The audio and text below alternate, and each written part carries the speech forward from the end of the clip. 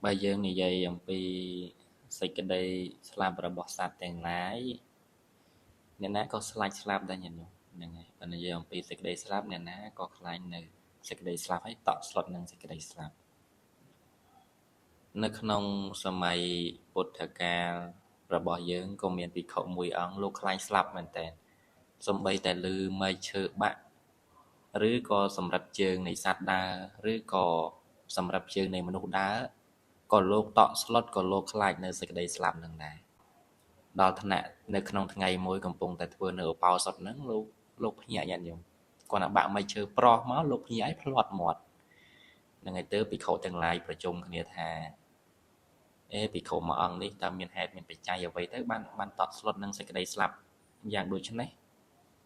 ទៅព្រះបរមគ្រូសម្មាសម្ពុទ្ធបរមគ្រូនៃយើងលោកមកព្រះអង្គទ្រង់និមន្តមកហើយក៏សួរភិក្ខុទាំងឡាយថាមនាលភិក្ខុទាំងឡាយអ្នកទាំងឡាយកំពុងតែសន្ទនាគ្នារឿងអីហ្នឹងទៅភិក្ខុទាំងឡាយហ្នឹងពិតទូលព្រះសម្មាសម្ពុទ្ធបរិបទព្រះអង្គដ៏ចម្រើនភិក្ខុមួយអង្គហ្នឹងខ្លាចនៅសេចក្តីស្លាប់ណាព្រះអង្គតើមានហេតុអ្វីទៅព្រះសម្មាសម្ពុទ្ធបរមគ្រូនៃយើងទ្រង់មានពុទ្ធដីកាថាមនាលភិក្ខុទាំងឡាយភិក្ខុមួយរូបនេះមិនមែនត្រឹមតែក្នុងជាតិនេះទេដែលខ្លាចនៅសេចក្តីស្លាប់សំបីអំពីអតីតជាតិកាលពីមុនមកក៏ភិក្ខុមួយអង្គនឹងខ្លាចនៅសេចក្តីស្លាប់នឹងដែរទើបព្រះសម្មាសម្ពុទ្ធទ្រង់ដំណាលរឿងពីដើមឡើយមក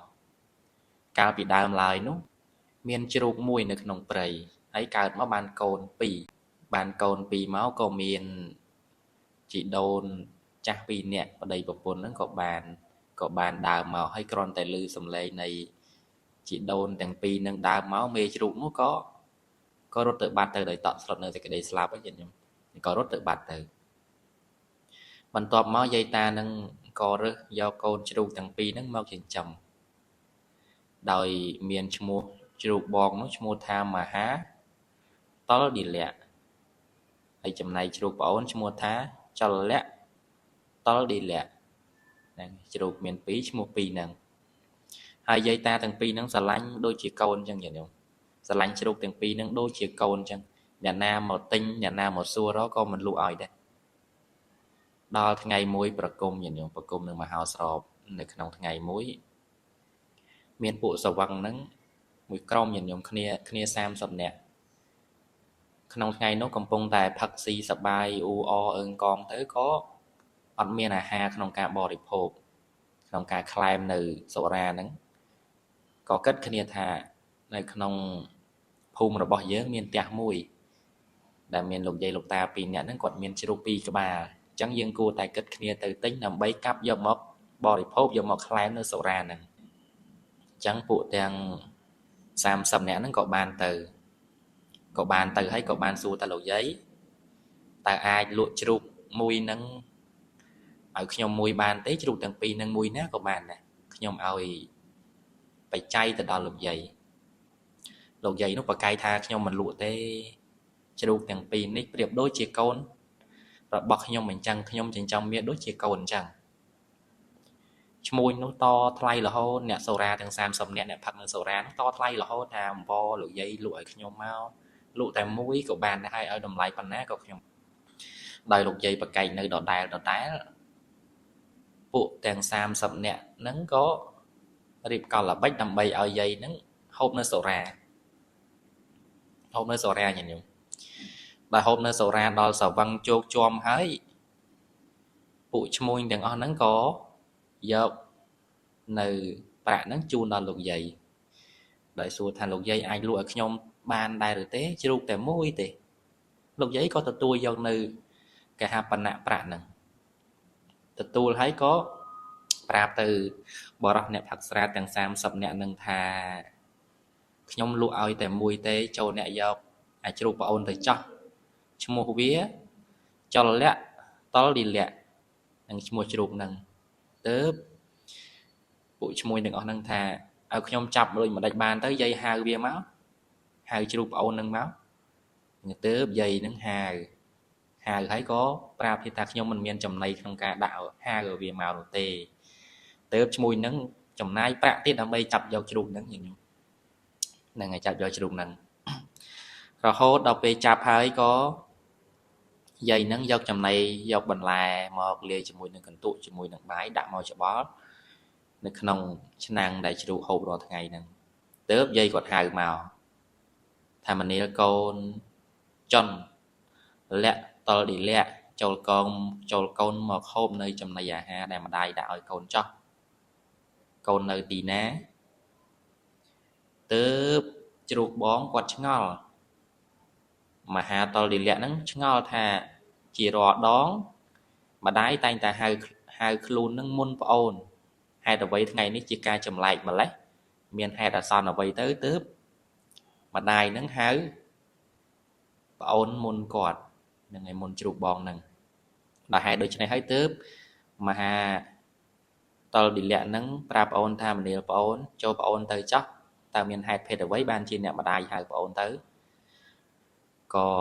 តលឌីលាក់ហ្នឹងទៅហើយក៏ឃើញពពួកអ្នកផឹកស្រាទាំង30នាក់ហ្នឹងអ្នកខ្លះកាន់នៅសំណាញ់អ្នកខ្លះក៏កាន់នៅរបស់ចាប់នានាដើម្បីចាប់ជ្រូកហ្នឹងគាត់ប្អូនឃើញប៉ុណ្ណឹងហើយក៏រត់មកវិញរត់ហើយក៏ប្រាប់បងថាមនាលបងម្ដាយយើងថ្ងៃនេះហាក់ដូចជាប្លែកណាស់រកដងដាក់ត្រឹមតែកន្ទុកនឹងបាយថ្ងៃនេះមានបន្លែដ៏ស្រស់ខៀវទៀតហើយនឹងមានឈ្មួញប្រមាណជា30នាក់ដើម្បីពាត់ចាប់ទៀតមានសំណាញ់នៅក្នុងដៃជាដើមទើបមហាតលឌីលាក់ហ្នឹងក៏ប្រាប់ថាមនាលប្អូនតលឌីលាក់ម្ដាយរបស់យើងគាត់ចិញ្ចឹមបីបាច់យើងដើម្បីជាផលប្រយោជន៍នេះឯងសេចក្តីស្លាប់នឹងមានមកដល់ប្អូនជាក់ជាមិនខានហ្នឹងហើយជាក់ជាមិនខានអញ្ចឹងចូលប្អូនកុំតក់ស្លុតជាមួយនឹងសេចក្តីស្លាប់អីចូលប្អូនទៅចោះហ្នឹងហើយចូលប្អូនទៅចោះរហូតទៅព្រះបរមពោធិសត្វនឹងត្រាស់ទៀតញាតិញោមត្រាស់ថាបើសិនជាប្អូនតក់ស្លុតនឹងសេចក្តីស្លាប់ហ្នឹងចូលប្អូនទៅកាន់ស្រះបោខរណីហើយដែលមិនមាននៅភក់ហើយលាងជំរះញើសនិងកែលទាំងអស់ក្នុងខ្លួនរបស់ប្អូនចេញចោះរួចលាបខ្លួនទៅដោយគ្រឿងលាបដែលមានក្លិនក្រអូបផ្សាយទៅមិនដាច់អស់កលជានិច្ចហ្នឹងហើយអញ្ចឹងចូលតលឌីលាក់ហ្នឹងក៏ឆ្ងល់ថាមានអត្ថន័យដូចម្ដេចទៅស្រះដែលមិនមានភក់ហ្នឹងតើដូចម្ដេចទៅញើសនិងក្អែលហ្នឹងគឺជាអ្វីទៅទើបមហាតលឌីលាក់ដែលជាបងហ្នឹងប្រាប់ប្អូនថាមនាលប្អូន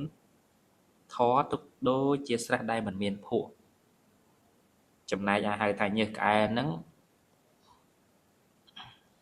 ប្រៀបដូចជាបាបទង្វើអាក្រក់ដែលសត្វទាំងឡាយធ្វើហើយចំណែកឯសិលហ្នឹងទុកដូចជាគ្រឿងលាប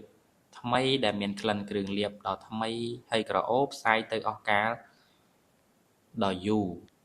ដោយត្រាស់នៅបគាថានឹងហើយមានគាថាជាច្រើនទៀតដែលមហាតលឌីលាក់ហ្នឹងទេសនាដើម្បីប្រាប់ដល់ប្អូនដែលជាអ្នកតក់ស្លុតនឹងសេចក្តីស្លាប់កើតឡើងហ្នឹងញាតិញោមរហូតដល់សម្លេងនៅធម៌វិសេសទេសនារបស់មហាតលឌីលាក់ហ្នឹងទៅលឺទៅដល់ព្រះបាទចក្រពត្តិញាតិញោមនៅនគរពារាណសីលឺហើយក៏មកតាមសម្លេងហ្នឹងហើយសពសត្វទាំងឡាយក្នុងនគរពារាណសីហ្នឹងលឺទាំងអស់គ្នាញាតិញោមលឺឡើងខ្ទររហូតដល់អ្នកផឹកសូរ៉ាទាំង30នាក់និងម្ដាយនឹងស្វាងញាតិញោមស្វាងពីសូរ៉ាហើយបោះចោលនៅសំណាញ់របស់ដែលត្រូវចាប់យកជ្រូកហ្នឹងមកស្ដាប់នៅធម៌ដែលព្រះបរមពោធិសត្វមហាតលឌីលាក់ហ្នឹងញាតិញោមដែលជាបរមពោធិសត្វដែលលោកចាប់កំណើតជាសត្វជ្រូកហ្នឹងធម្មវិសេសទេសនានេះពិតជាមានពិរុសណាស់រហូតដល់លោកលើកឡើងទៀតថាបុគ្គលកាលដែលបរិភោគនៅទឹកឃ្មុំផ្អែមច្បាស់ជាផ្អែមដោយមិនដឹងនៅអំពើបាបដែលខ្លួនបានធ្វើកាលណាដែលបាបឲ្យផលហើយទើបសម្គាល់ទុកទឹកឃ្មុំនោះដូចជាថ្នាំពឹសនឹងឲ្យមានបរិយាយជាច្រើនទៀតនឹងឲ្យរហូតដល់ព្រះបាទចក្រពត្តិរាជហ្នឹងមកដល់ញាតិញោមមកដល់ហើយក៏យកយាយយកអីហ្នឹងទៅនៅក្នុងព្រះរាជវាំងបានសម្បត្តិដល់ស្ដុកស្ដំទៅ ហើយចំណែកឯមហាតលឌីលៈនឹងចលតលឌីលៈហ្នឹងក៏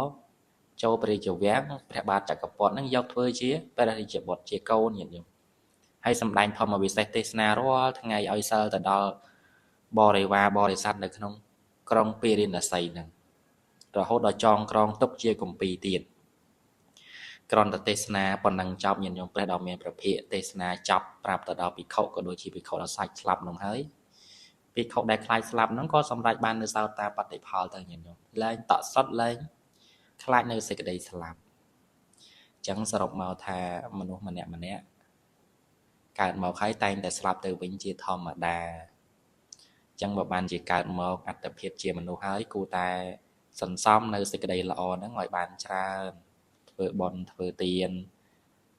ដល់អ្នកដ៏មានគុណផងធ្វើបុណ្យដល់ធ្វើទានដល់ខ្លួនឯងដែលកំពុងតែរស់រានមានជីវិតនឹងផងដើម្បីជាស្ពានឈានទៅរកបរលោកបរមសុខក្នុងលោកខាងមុខអញ្ចឹងហើយជីវិតអ្នកណាដែលថាมันខ្លាចស្លាប់ប៉ុន្តែកិច្ចមិនផុតអញ្ចឹងបើយើងដឹងថាកិច្ចមិនផុតអំពីសេចក្តីស្លាប់ហើយគួរតែបំពេញនៅសេចក្តីល្អរៀងខ្លួនដើម្បីទុកជាស្ពានសូមអនុមោទនា